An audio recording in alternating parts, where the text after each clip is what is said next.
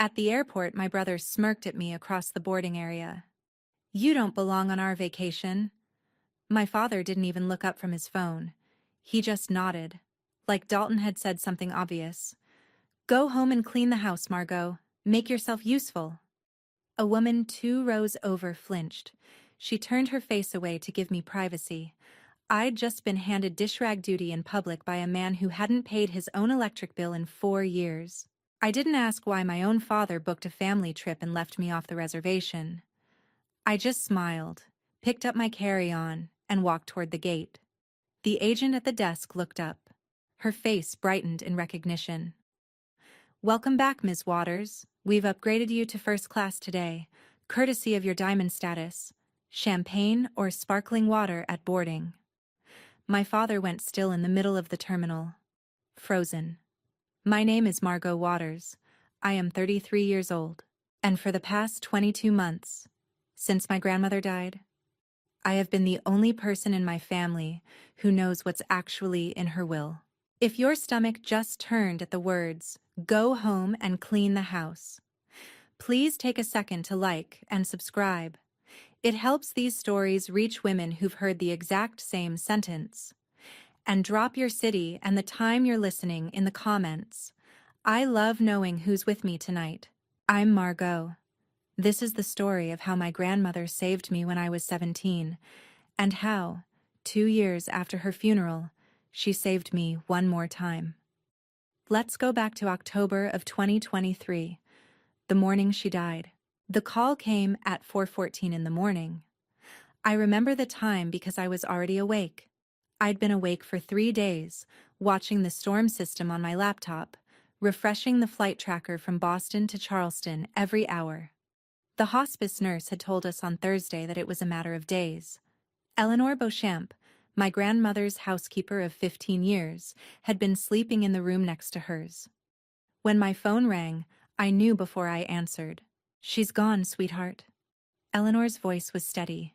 It always was. "About 4 minutes ago. She wasn't in pain. The magnolia was open outside her window. I made sure she could see it." I drove to Logan in the dark. I flew down on the first flight. I rented a car at Charleston International and drove straight to the Magnolia House Inn, the 9-room boutique hotel my grandmother had opened in 1978 in a converted antebellum townhouse on Meeting Street. It had been her life's work after my grandfather died. Eleanor met me at the door. She'd already brushed my grandmother's hair. She'd already put her in the navy dress with the lace collar, the one she always wore for important Sundays. The funeral was 3 days later at St. Philip's Episcopal Church. My father came late. So did my brother. 90 minutes late, to be exact. They walked in during the eulogy in matching gray suits and slid into the front pew like they belonged there. My father shook the priest's hand on the way out and called himself the next of kin. I watched him do it from the back of the church, where I had been sitting alone. After the burial, after the reception in the church hall, after the casseroles and the embraces from old Charleston women I had known since I was small, Vivian Holloway pulled me aside. Vivian was my grandmother's attorney. She had been my grandmother's attorney for 50 years. Vivian was 60, sharp-eyed, soft-spoken, and dressed like a woman who had never in her life been intimidated by anyone in a courtroom. "There are things in her will you need to know," Vivian said. After the burial, she led me back to the inn. Eleanor was waiting in the front parlor. So was Thomas Greer, my grandmother's accountant of 40 years. My father was not. Vivian broke the seal on a thick manila envelope. "I am the sole trustee of the Beatrice Waters Family Trust. My father and brother are beneficiaries entitled to monthly stipends. The trust contains approximately $12 million in assets.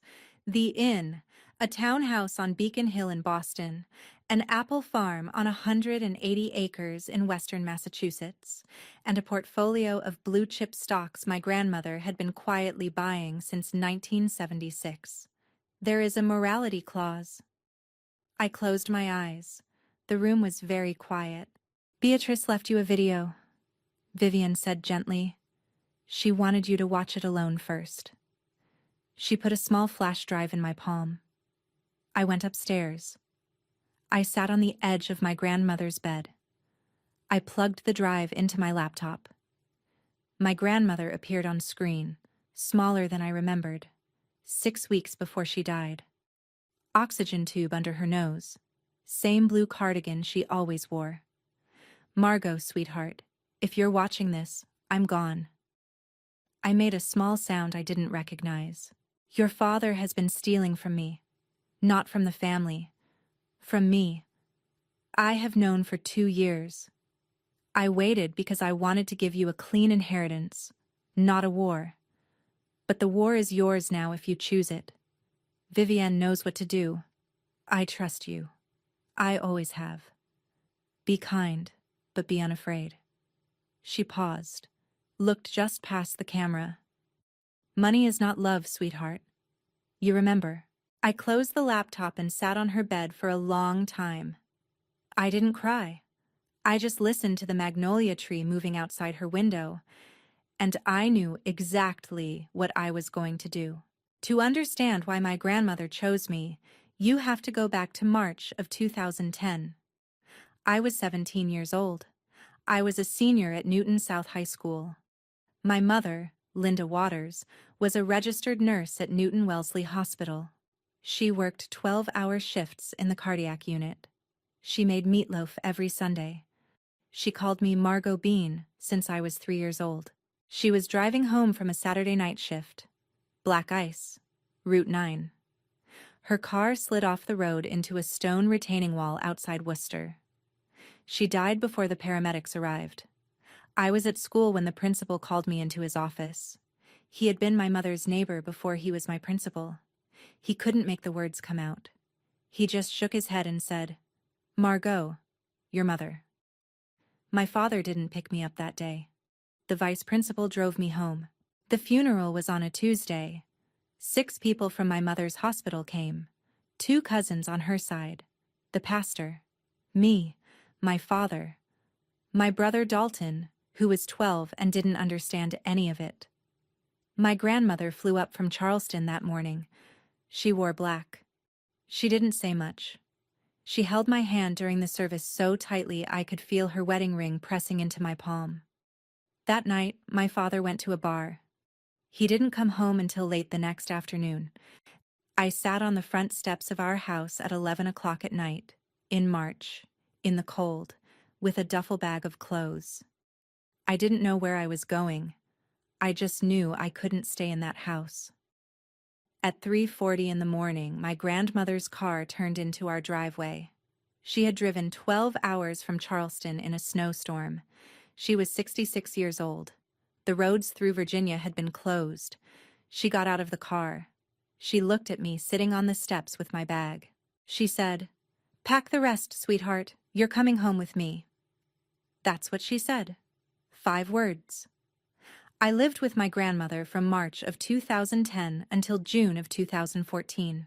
She taught me how to make cider in October, the kind you press by hand, with apples bruised soft from her sister's orchard up in the Berkshires. She taught me how to read Faulkner without flinching. She taught me piano, badly, both of us laughing in her front parlor on Sunday afternoons until the upstairs neighbors knocked. She taught me how to ride out a hurricane with candles and a transistor radio. She taught me how to fold a fitted sheet. She taught me to keep a notebook of every promise anyone ever made me, dated, in pen, and not to mention, I kept it. She introduced me to the garden club at 15, Mrs. Halloran, Mrs. Beaumont, Mrs. Lattimore, Mrs. Tate, 14 women who treated me, immediately, like one of their own granddaughters. They knew my mother had died. They knew my father had not come for me. Nobody mentioned it. They just put cookies in my hand and asked me about school. But the most important thing she taught me, the thing she repeated to me every single week for 14 years, even after I left for college, even after I started working, even from her hospice bed, was this: money is not love, Margot. Money is not love. Don't ever let anyone confuse the two for you, especially family. My father visited 4 or 5 times in those years. He always needed something. A loan, a co-signature on a car. Bail for Dalton once when Dalton was 20 and got caught with weed in a stolen car. My grandmother always gave him what he asked for. I didn't understand why. When I was 19, sitting at her kitchen table after he'd left with another envelope of cash, I asked her. She smiled. She poured me a half glass of cider. "Sweetheart," she said, "I am not giving him money. I am buying receipts." I went to Boston College. I studied accounting. I told my grandmother I wanted to understand the thing that had destroyed my father. She nodded like she'd been waiting for me to say it. I came home to Charleston every summer. I worked the front desk at the inn. I learned the books. I learned how a small family business actually runs. I learned the names of every supplier, every plumber, every laundress, every gardener. By the time I was 21, I could close out a month of bookings in 3 hours. After I got my CPA in 2015, I got a job at Hanover and Crane in Boston. Mid-tier firm. Not flashy. I specialized in forensic accounting. I learned how to find fraud the way some people learn to find truffles. By smell, by patience, by knowing which floorboards usually creak. When I graduated in 2014, she gave me a pocket watch. It had belonged to my grandfather. It was silver, dented, ticking quietly. She'd had it engraved on the inside cover. "For Margot, the kind one. Be kinder to yourself than the world is to you." I still wear it. I wore it to her funeral. I wore it on the airplane this morning when my brother told me I didn't belong on the family vacation. He didn't know I was the only one left who deserved to wear it. In December of 2014, 6 months after I graduated college, my father reappeared. He hadn't called me in nearly 4 years, not on birthdays, not on the anniversary of my mother's death, not when I made Dean's List, not when I passed my first CPA exam. He'd been raising Dalton, who'd stayed with him after my mother died because, my father said at the funeral, boys need their fathers. Translation. Dalton was easier. Dalton didn't ask questions. Dalton would grow up grateful. My father showed up at my apartment in Brighton on a Thursday evening. He brought a bottle of Chardonnay he hadn't paid for. He told me he was proud of me. He told me my mother would have been proud. He told me he was struggling. The thing about my father, the thing I've come to understand only as an adult, is that he was never quite a villain in the cinematic sense. He was just a man who had been taught, at some point early in his life, that other people existed primarily as resources: wives, daughters, mothers-in-law, girlfriends. They were all the same to him in one way. Each one was a source of something: money, approval, sympathy, cover. He moved between them the way a man moves between gas stations on a long drive. He didn't hate them. He just expected them to keep him running. He needed $5,000 that night, just to get Dalton through a rough patch. I told him no, politely. I had $400 in my checking account and a student loan payment due Monday. He called my grandmother that night. She wired the money the next morning. That was the beginning of the pattern. From 2015 to 2020, my father asked my grandmother for money roughly every 6 weeks. Sometimes a few hundred, sometimes a few thousand.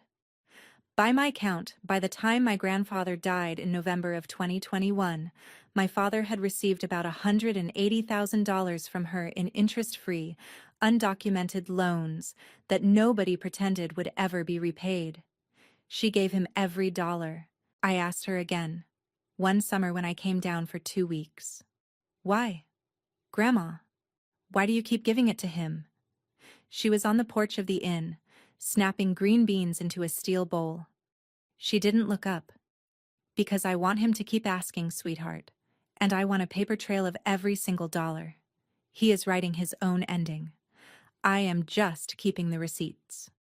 In November of 2021, my grandfather died. Heart attack. He was 83. He went quickly. My grandmother was 79. She was already in early heart failure herself, though she hadn't told anyone. She told me later it was because she didn't want me to come home and make it about her. After the funeral, my father did something he had never done before. He volunteered to help. "You shouldn't be managing all this alone, Mom. Let me take some of it off your plate. I'll handle the household accounts. I'll be the one signing the checks for the landscaper, the cleaning service, the little things." She agreed to one account. Just one. A household account with $200,000 in it, used for the maintenance of the inn and the Boston house. She made him a co-signer. The same day, she called Thomas Greer. "Thomas," she said, "starting next month, my son-in-law is on the household account. I would like you to send me a copy of every single transaction the same day it clears. Every single one. No exceptions." She started getting the reports in December of 2021. The first withdrawal that wasn't a household expense was $8,000 in February of 2022. The memo line said, "Lawn project." There was no lawn project. She didn't say anything. She just smiled when Thomas called her with the news. She told Eleanor that night, over cider on the back porch. "He's started. Took him 3 months. He's faster than I thought." My grandmother was 79 years old and dying of slow heart failure, and she was playing a 4-year chess game with my father. He never saw a single move. 3 months after my grandmother died, in January of 2024, Vivienne, Thomas, and I sat in a conference room on State Street in Boston. Thomas had flown up from Charleston. There was coffee and a box of pastries nobody was eating. Thomas placed a bound report in front of me. It was 80 pages. "This is the audit of the household account from November of 2021 through October of 2023. The day she died, there was $138,500 missing, all siphoned off in increments designed to look like maintenance expenses. None of them are real." I opened the report. I read the first page, then the second. My grandmother had every transaction flagged, every one, in her own hand, with little notes in the margin. "Lawn, no work done. Confirmed with neighbor Mrs. Halloran. Plumbing, no plumber on file. Roof inspection. Inspector firm not licensed in state." She had been documenting my father, item by item, for 2 years. I closed the report. I wasn't shocked by the money. I was shocked by something else. I was shocked at the realization that my grandmother had let him keep stealing, that she had let him build the rope, dollar by dollar, knowing she would not be alive to see what he hung himself with. She had left it for me. For a moment, sitting in that conference room on State Street, I was furious with her. Not at my father. I had been quietly furious with my father for 15 years, and the heat of it was old, banked, manageable. I was furious with my grandmother for not telling me, for letting me sit at her father's table every Thanksgiving from 2014 to 2022, smiling at him, passing him the gravy, while she sat in Charleston with a notebook full of his lies, for making me complicit in my own ignorance. The fury lasted about 11 seconds. Then I understood. She had not told me because she did not want me to spend my 20s being angry. She wanted me to spend my 20s learning forensic accounting. She wanted me to spend my 20s becoming, in a slow and careful way, the exact woman who could stand at a podium in her parlor and read his sins out loud without my voice shaking. She had not been protecting him. She had been building me. I closed the report. "Margot," Vivienne said gently, "the morality clause requires evidence of one of 3 things: embezzlement, defamation, or a pattern of demeaning the trustee in front of 3 or more witnesses. We have embezzlement. If we move now, your father loses his stipend. The trust forfeits his beneficiary status." I looked at the report. I looked at Vivienne. I looked at Thomas. Not yet. I said. Vivienne's eyebrow went up. Why? Because if we move now, he loses his stipend and that's it. He'll claim it was a misunderstanding. He'll say my grandmother was confused on morphine. He'll say I manipulated her. I need it airtight. I need him to dig the hole so deep he can't argue his way out of it. I closed the report. I want him to keep stealing. I want him to humiliate me in public, at least once, in front of witnesses. I want him to defame me. I want a memorial, her memorial, where he stands in front of 50 people and calls himself the patriarch. And then I want everything to fall on his head at the same time. Vivienne looked at Thomas. Thomas looked at Vivienne. Then Vivienne smiled. It was the smile of a woman who had been waiting 50 years to win the right case. Your grandmother said you'd say that, she said. She told me. She said, my granddaughter will not flinch. Give her the time she asks for.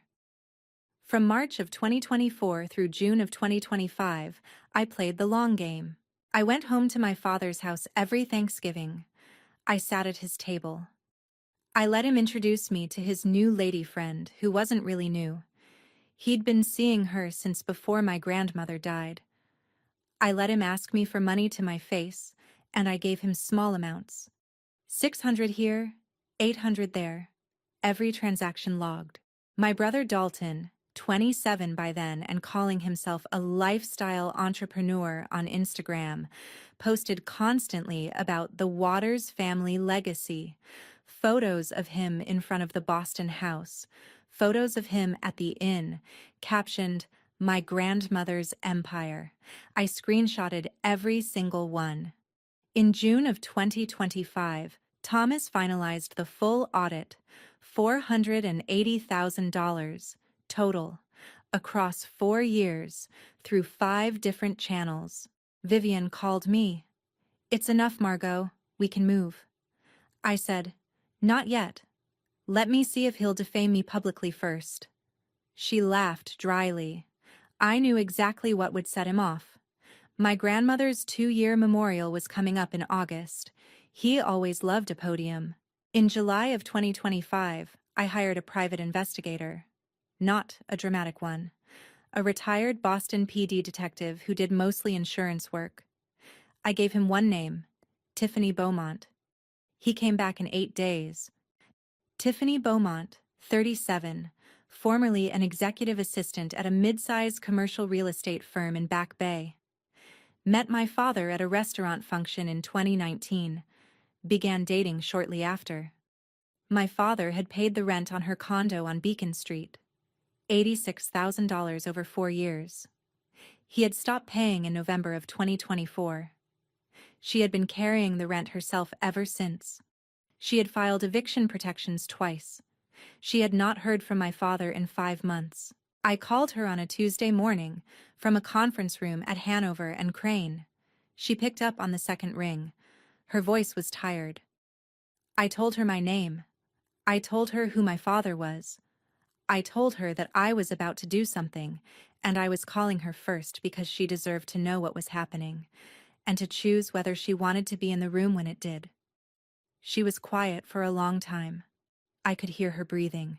Then she said, he told me your grandmother left him everything. He told me you were dead. He told me you died of an overdose in your 20s. He told me he had a son in Boston who was a real estate developer.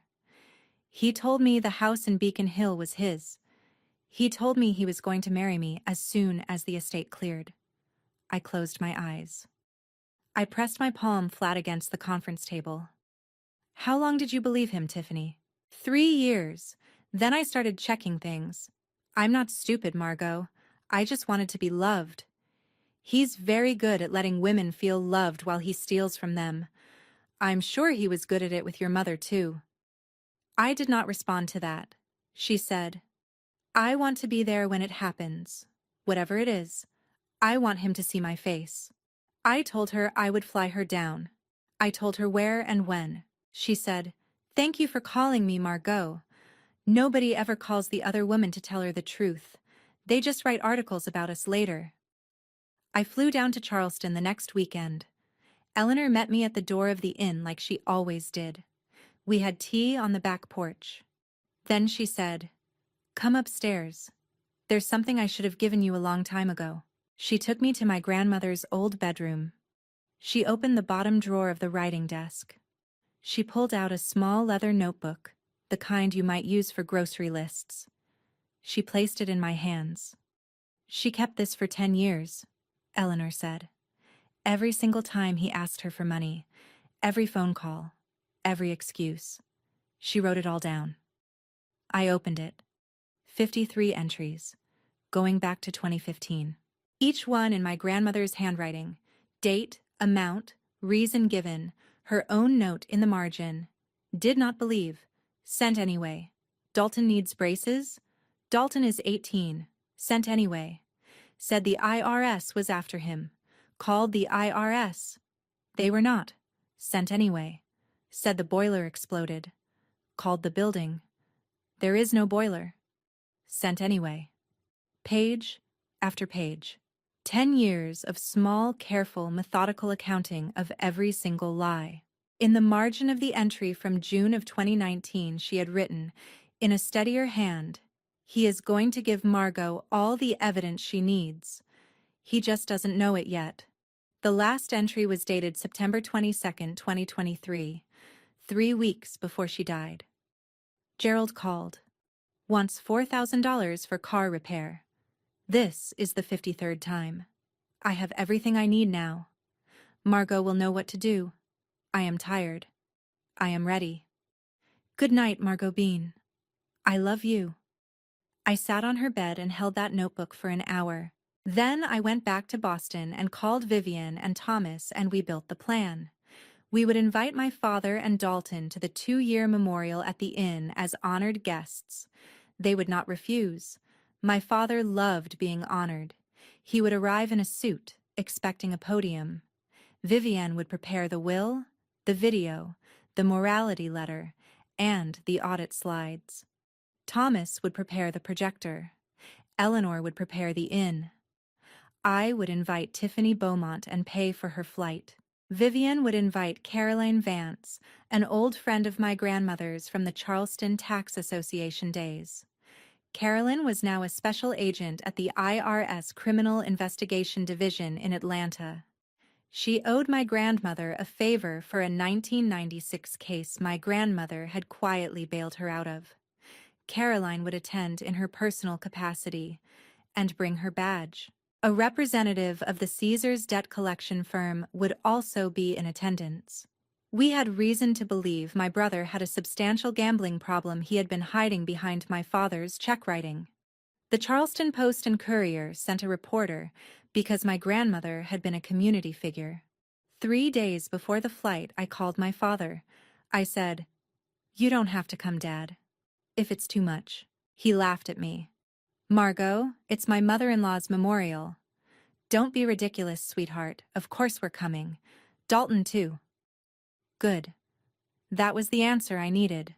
If you've ever had to be patient while someone you love walks themselves into their own consequences, drop the word patient in the comments.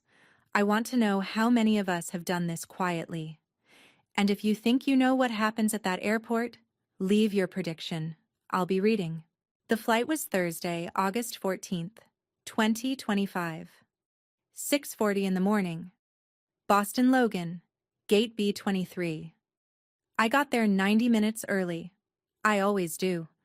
I had on a pair of beige linen pants and a pale blue button-down. The pocket watch was in my left vest pocket. I had a paperback copy of East of Eden in my carry-on. The same copy my grandmother had given me when I was 19, with her note still tucked inside the front cover. My father and brother arrived 28 minutes before boarding. I heard them before I saw them. My father was loud in airports. He always had been. Dalton spotted me first. He smirked. "You don't belong on our vacation, Marg." My father, scrolling on his phone, didn't even look up. "Go home and clean the house, Margot. Make yourself useful." A woman 2 rows over flinched. She turned her face to give me privacy. I smiled. I picked up my bag. I walked to the gate. The agent's name tag said Yvonne. She was about 50. Warm brown eyes. She'd checked me in on 3 previous Charleston flights. She looked up. Her face brightened. "Welcome back, Ms. Waters. We've upgraded you to first class today, courtesy of your diamond status. Champagne or sparkling water at boarding?" I said, "Sparkling water, please. Thank you, Yvonne." Then I walked down the jet bridge. I didn't look back, but I could feel my father standing very still in the middle of the terminal. I could feel my brother turning to him and saying, "Dad, Dad, since when does she fly first class?" I could feel my father not knowing what to say. I was in seat 2A. They were in boarding group 6. They walked past me on the way to their seats in economy. My father slowed down at my row. He didn't speak. He just looked at me. I opened my book. My brother muttered, just loud enough for me to hear, "Probably a one-time upgrade. Pity from the airline." I turned a page. About 40 minutes into the flight, somewhere over Connecticut, a flight attendant brought me a glass of sparkling water and a small dish of warmed nuts. She set them on the tray. Then she leaned down and said in a soft voice, "Ms. Waters, the captain says hello. He flew with your grandmother out of Charleston a few years ago. He remembers her." She smiled. "He says to tell you he's sorry for your loss." I thanked her. I didn't trust myself to say anything else. 20 minutes later, the man in 2B, a businessman in his 60s, leaned over and said quietly, "I couldn't help but overhear. Beatrice Waters from Charleston?" "Yes, sir." He nodded. "She bought my company's first commercial roof in 1981, stayed on the books as a client for 30 years. Decent woman. I'm sorry." I looked out the window. The clouds were very white. 2 hours and 40 minutes after takeoff, we landed at Charleston International. I got off the plane first. I walked through the terminal slowly. I didn't wait for them. Eleanor was waiting at arrivals, in my grandmother's old 2008 Lincoln Town car. She got out of the car when she saw me. She was wearing a cream blouse and her hair was up. 72 years old. Blue eyes like winter glass. She hugged me for a long time. In the car, on the way to the inn, she told me what had happened 45 minutes earlier. "Gerald and Dalton checked in before you landed. Your father walked up to the desk and said," and I quote, "Hi, we're the Waters family.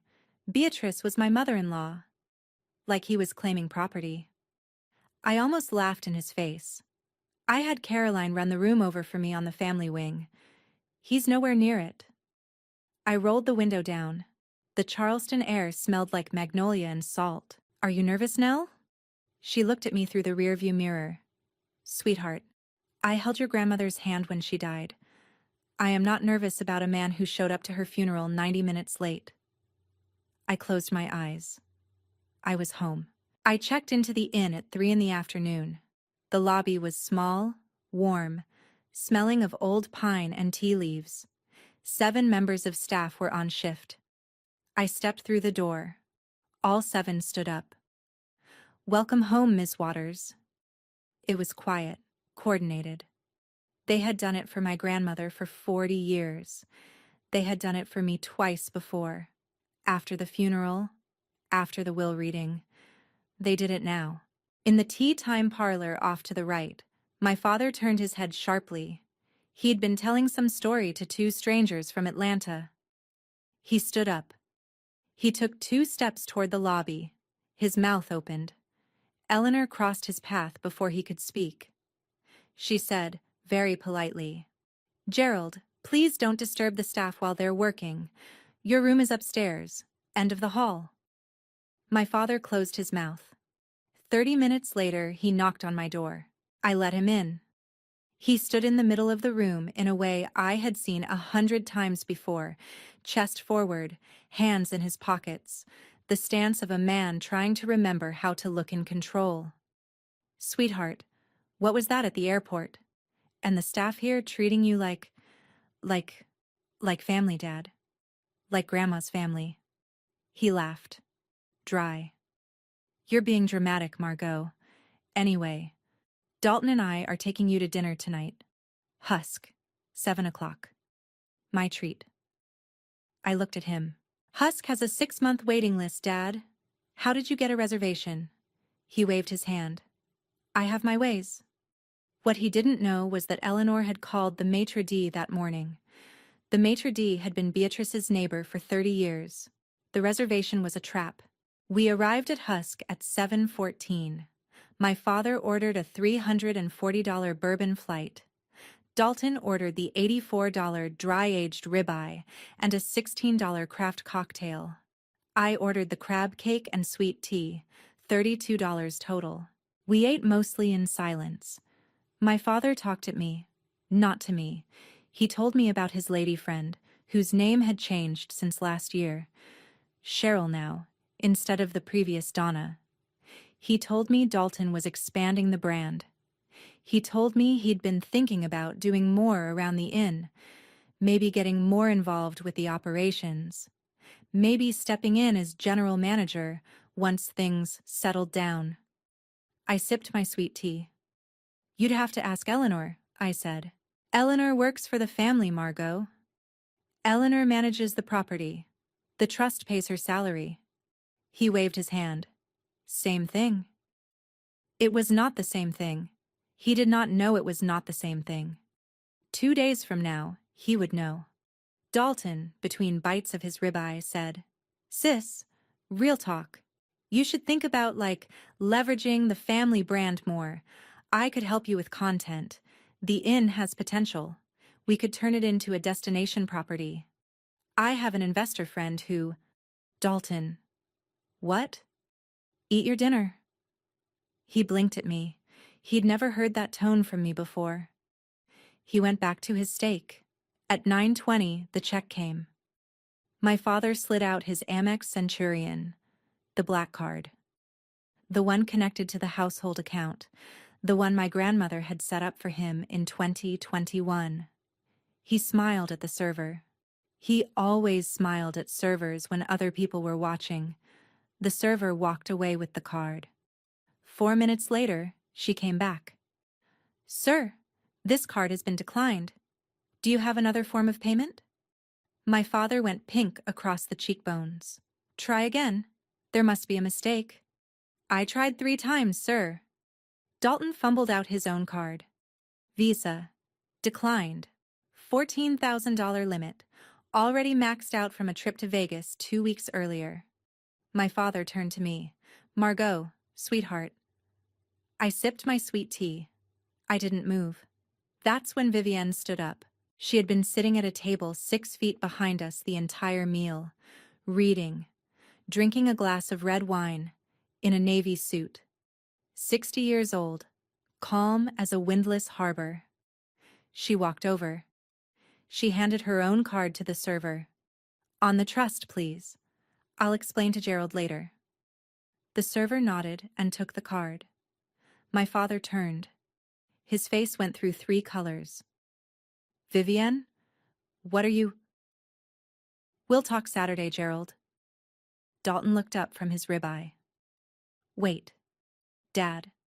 Who is this woman? My father said, very slowly, your grandmother's lawyer. Dalton blinked. Then why is she paying our dinner? My father did not answer. He just looked at his bourbon like it had personally betrayed him. We rode back to the inn in silence.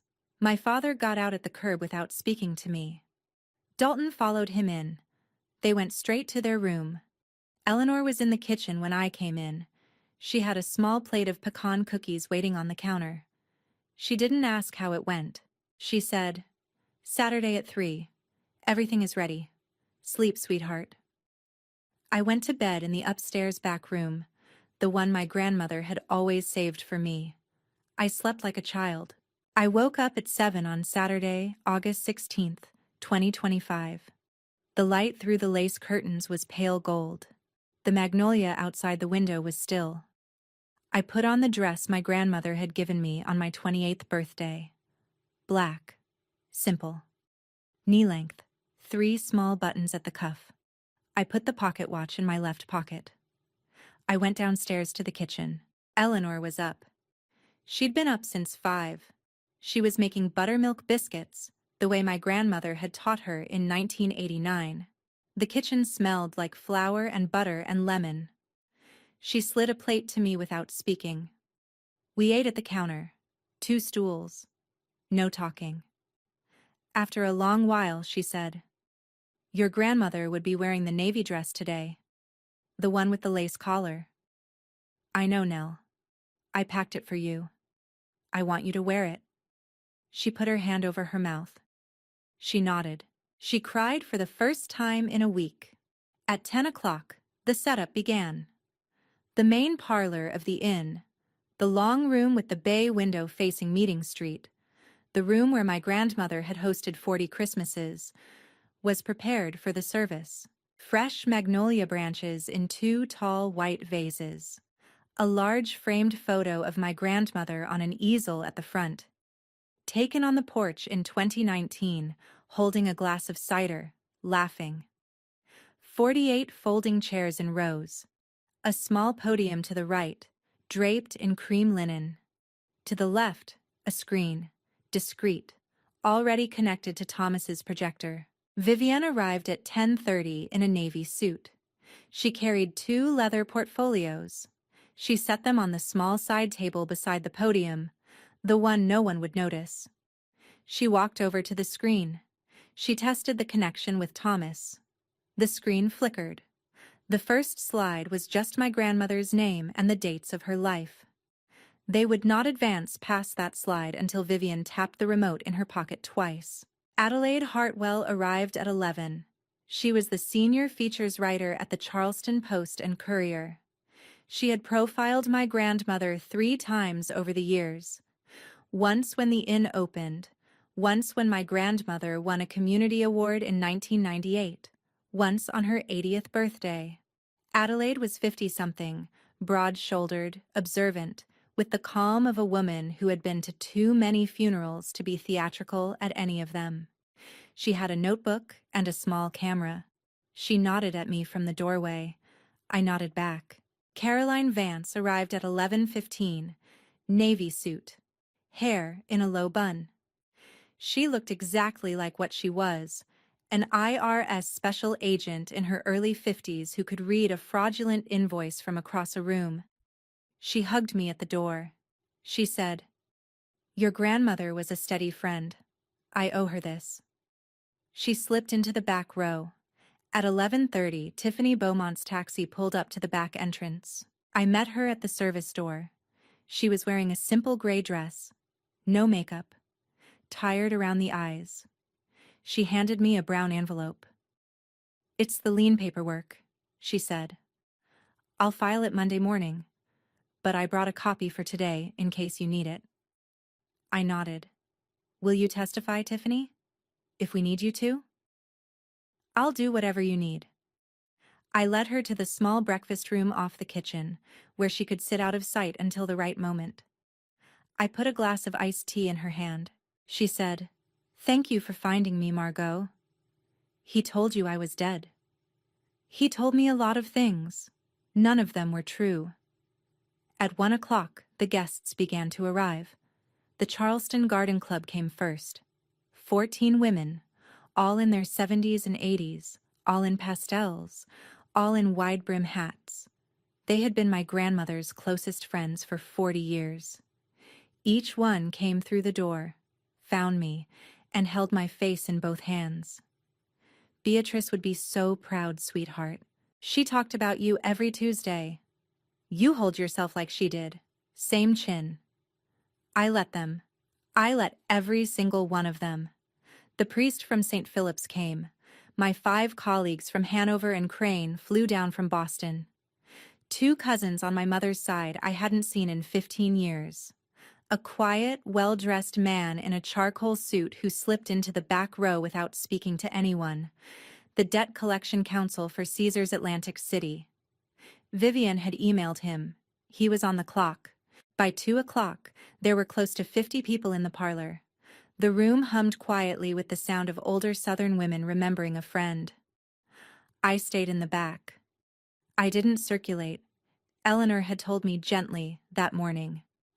"Sweetheart, you are not the hostess today. You are the answer. Sit in the back. Let the question come to you." I watched the room. I watched Adelaide quietly taking notes. I watched Caroline read every face that came in, the way agents do. I watched the garden club ladies arrange themselves like a row of birds along the front 3 rows, every one of them in pastel, every one of them in a wide brim hat, every one of them ready. I watched Vivian tap her wedding ring against the side of her water glass, a small habit she had when she was sharpening something internal. I watched the clock above the mantel. I watched the magnolia outside the bay window. My father and Dalton came down at 2:50. They were in matching dark suits. My father's tie was crooked. He'd been drinking. I could tell from across the room. Dalton was checking his phone every 6 seconds, smiling at it. My father did not approach me. He walked around the room shaking hands. "Yes, I'm Beatrice's son-in-law. Yes, family is everything. Yes, she was a remarkable woman. A woman from the garden club, Henrietta Beaumont, no relation to Tiffany, the name is common in Charleston," leaned to the woman next to her and whispered loud enough for me to catch a syllable. "That man hasn't been to Charleston in 11 years. I checked the visitor log at the church." At 2:58, Vivian caught my eye across the room. She nodded once. Eleanor took my hand. I walked to the back of the parlor. I sat down in the chair my grandmother had always sat in. Not the chair at the front, the watcher's chair. The chair she had taught me to sit in when I needed to see everything before I said anything. The clock above the mantel struck 3. My father stood up. He walked to the podium. Nobody had invited him. My father tapped the microphone twice. "Friends, family, thank you for being here today. Beatrice was a great woman." A few of the garden club ladies straightened slightly. One pursed her lips. "As her son-in-law, and as the patriarch of this family, I've been quietly managing her affairs since she passed. My daughter Margot, well, Margot is too sentimental for these matters. She's done a wonderful job of grieving, but the business of carrying a legacy forward, that's been mine to bear." Vivienne stood up in the front row. "Gerald, sit down. Beatrice asked that her own voice be heard today." My father blinked at her. He had not expected anyone to interrupt him at a podium. Vivienne tapped the remote in her pocket twice. The screen flickered. My grandmother appeared. The room drew a single breath. It was the video from 6 weeks before she died. Same blue cardigan. Same oxygen tube. Her voice was quieter than I had remembered, but every word was clear. "If you're watching this, I am gone. My granddaughter Margot is the trustee of my estate, not Gerald. Gerald has been gambling and chasing women and stealing from this family for years. I have proof. Margot, my love, the trust is yours. I have left protections for you in the documents. Vivian will know what to do. Be kind, sweetheart. But do not be afraid of him. He has been afraid of you for a very long time." The video froze on her face. For 3 seconds, nobody in the room breathed. Then my father exploded. "That video is fake. It's AI. It's edited. She was on morphine. She didn't know what she was saying. This is character assassination." He swung around toward Dalton. "Dalton, tell them." Dalton looked at the screen. He looked at my father. His voice came out smaller than I had ever heard it. "Dad, is that really Grandma?" Vivian walked to the podium with her portfolio. She set the will on top of the microphone, opened to the signature page. This document was notarized at Roper Hospital in Charleston on September 11th, 2023. Beatrice was lucid. She was witnessed by her primary physician, Dr. Lawrence Cardenas, and by Father Whitcomb of St. Philip's. Both are present today. Gerald, your formal acceptance of service was signed by you on December 18th, 2023, in my office in Boston. This is your signature." She held up the receipt. He could see his name on it from where he stood. Father Whitcomb of St. Philip's rose slowly from the third row. He was 80 years old. He had baptized me. He had buried my grandmother. He looked at my father. "Gerald." I gave Beatrice her last rites. I held her hand. She knew exactly what she was signing. "Don't do this in front of her friends." My father's mouth opened and closed. Thomas stood up beside the projector. "Ladies and gentlemen, there is a second matter that the trust is required to disclose at this gathering, by the terms of the will. Over 4 years, from November of 2021 through June of 2025, $480,000 was embezzled from the Beatrice Waters Family Trust through fraudulent invoices and unauthorized withdrawals." He clicked. The screen changed. A list. Line 1, $86,000. Rent payments to a condominium on Beacon Street, Boston. Tenant of record, Tiffany Beaumont. Line 2, $112,000.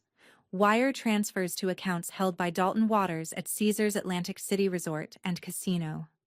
Dalton stood straight up out of his chair. "Dad, you told me Grandma left me that money in her will? You told me it was my inheritance." He was almost shouting. The garden club ladies in the front row turned to look at him. My father pivoted hard toward Dalton. Son, listen." Click. Line 3, $94,000. Investment in Marigold Bar and Grill, dissolved 2022. Line 4, $73,000. Home repair payments to an address in Mattapan that does not exist. Line 5, $115,000. Personal credit card and travel expenses. The slide held. That was when Tiffany Beaumont walked in from the breakfast room. She walked the length of the parlor without rushing. 50 heads turned. She stopped beside the podium. She did not look at my father. She looked at Vivian. "Hi, everyone. I'm Tiffany. Gerald has been paying my rent since 2019 from a household account I now understand was his late mother-in-law's. He stopped paying in November of last year. I'm filing a lien on the condo Monday morning. I'm here to deliver him the notice in person."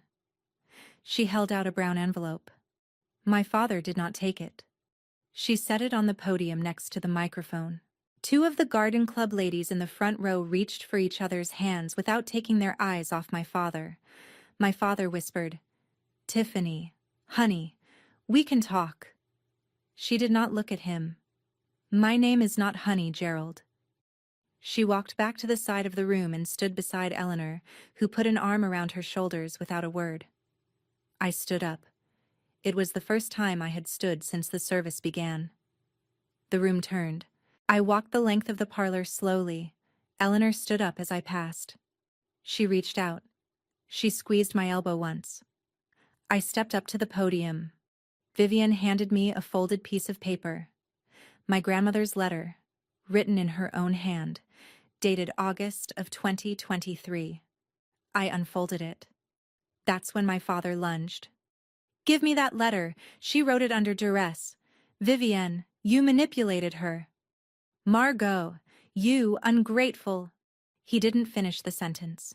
2 men from the staff of the inn, Aaron and Curtis, both of them retired Marines who had worked at the inn since 2014, stepped in front of him.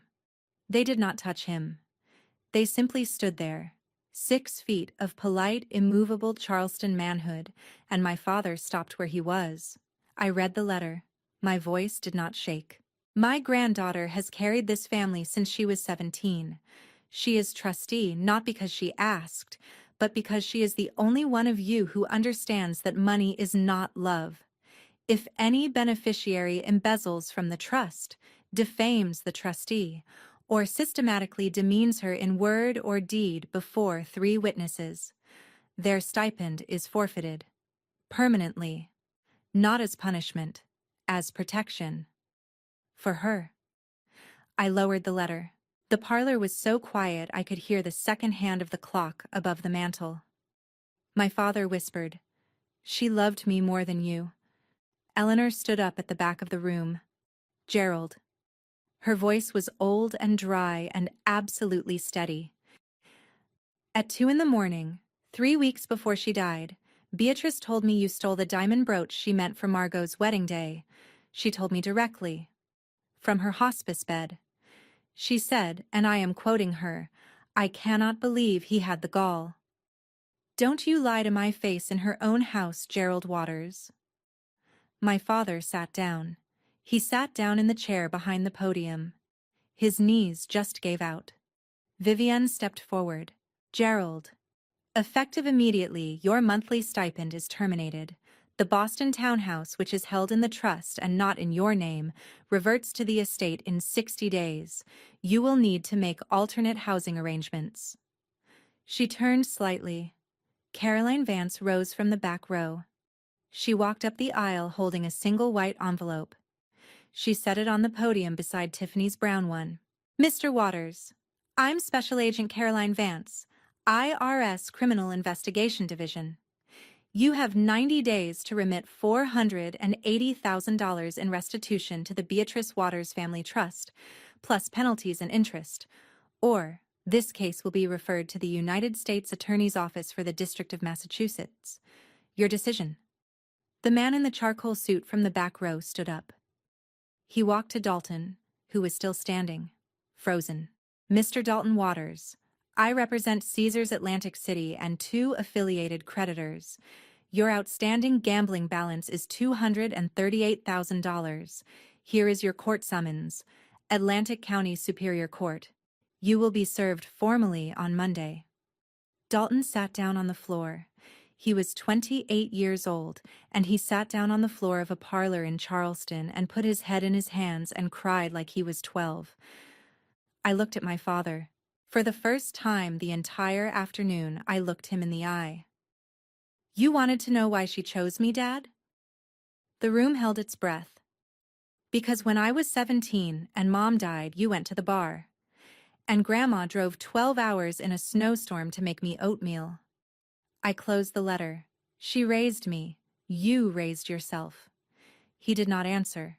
2 Charleston police officers, who had been waiting in the kitchen since 2:30, called there by Caroline's office for property management purposes, entered through the side door.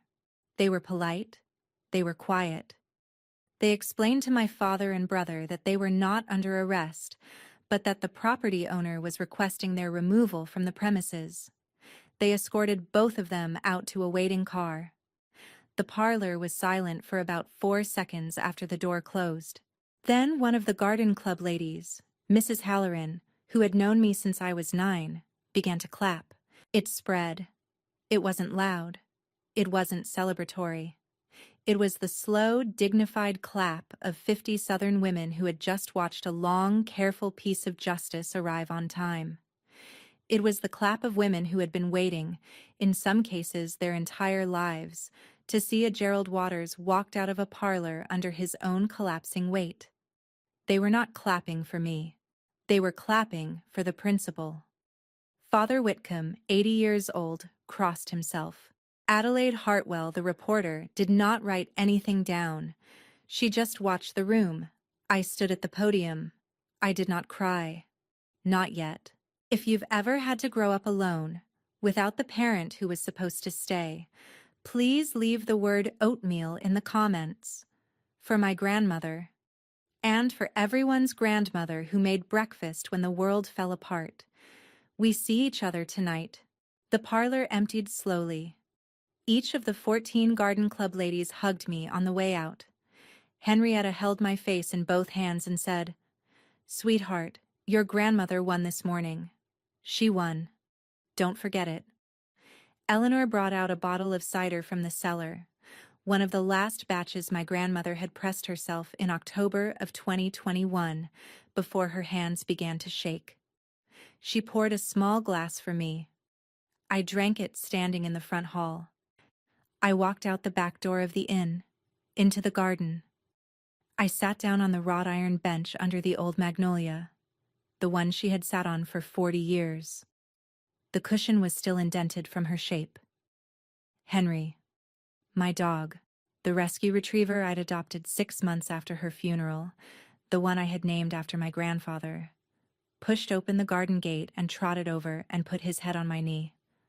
I cried out loud for the first time in 22 months. Not for my father, not for Dalton, for her. I did it, Grandma. I did it. But you're still not here. The magnolia did not answer. The bench did not answer. Charleston in August at 6 o'clock in the evening, the cicadas, the salt in the air, the gold light against the White House. None of it answered. Eleanor came out about 10 minutes later. She sat down next to me. She didn't say anything for a long time. Then she said, "She knew you would cry out here. She told me." She said, "When the war is over, Margot will come to the Magnolia. Bring her cider. Don't ask her anything." She pressed a glass into my hand. We sat under the tree until the sun went down. The Charleston Post and Courier ran the story on Wednesday, August 20th. Front page of the local section. Headline: Beloved Innkeeper's Will Exposes Family Fraud at Anniversary Memorial. Adelaide Hartwell had done it gently. She quoted 3 of the Garden Club ladies. She did not mention Tiffany by name. She closed the piece with my grandmother's own words about money, lifted from a 1998 community profile. Within 5 days, Dalton lost 18,000 Instagram followers. His protein bar sponsor terminated his contract. My father posted 3 rants on Facebook that were automatically fact-checked and labeled. Cousins I had not heard from in a decade started calling me. I did not answer. On the following Monday, my father called my office in Boston. Twice. I did not pick up. He left 2 voicemails. The first one was rage. The second one, 20 minutes later, was an apology in the tone of voice he used for women he wanted something from. I did not respond to either. Vivienne and Caroline were in regular contact about the IRS timeline. My father was, last I had heard, attempting to sell the Newton house and put the money in trust. He would not get to keep the difference. The estate would. He would have, after restitution and penalties, the Social Security checks he had been ignoring since he turned 62, and whatever Cheryl was willing to give him. He had moved in with her. They were said to be fighting often. Dalton was scheduled for court in Atlantic City in November. He had stopped posting on Instagram entirely. I had not spoken to either of them. I do not plan to. In October of 2025, on a Tuesday afternoon at the apple farm in the Berkshires, I was sitting on the porch in my grandmother's old flannel. Eleanor had flown up for the weekend. Henry was asleep at our feet. She held my hand. She said, "You know what she told me the last week?" She said, "Margot is the kindest of all of us. I hope the world doesn't break that." I smiled. Tears came anyway. "It tried, Nell." I took the pocket watch out of my pocket. I opened it. For Margot. The kind one. Be kinder to yourself than the world is to you. I closed it. I put it back over my heart. The sun was setting behind the apple trees. Money is not love. My grandmother told me that every week for 14 years. She was right about everything, especially this. I didn't win. I just stopped losing the people who never loved me to begin with, and started building a life with the ones who always did.